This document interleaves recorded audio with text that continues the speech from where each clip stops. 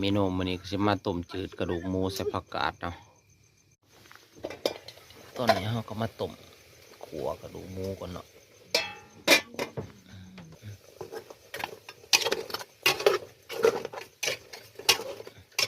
ใส่ขิงจักหน่อย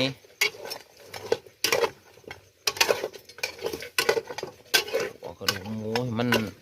หอมๆแล้วก็เอาน้ำลง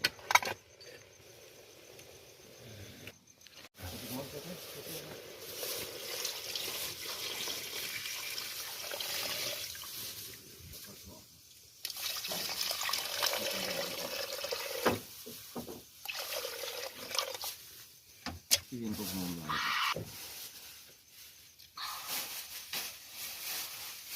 ปลาโถเป็นตะแสะแท้เนาะเป็นอะไรถูกเผ็ด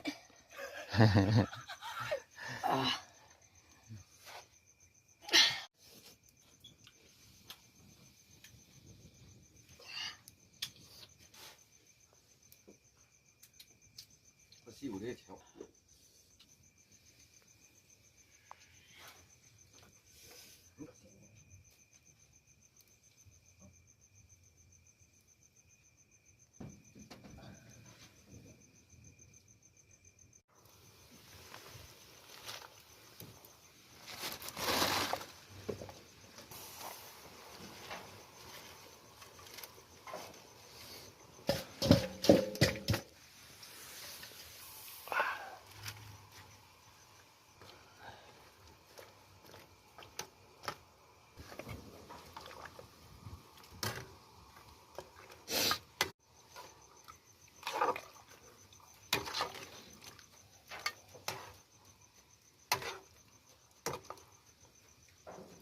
โอ้ย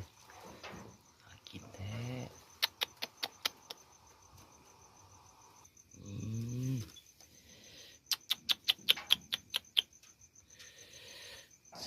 เสียเทะ มันจะกินสั่งหรือสั่ง กินข้าวเย็นจักเถื่อ เอาเมนูมื้อนี้ก็สิมาต้มจืดกระดูกหมูใส่ผักกาดเนาะตอนนี้เราก็มาต้มขัวกระดูกหมูก่อนเนาะ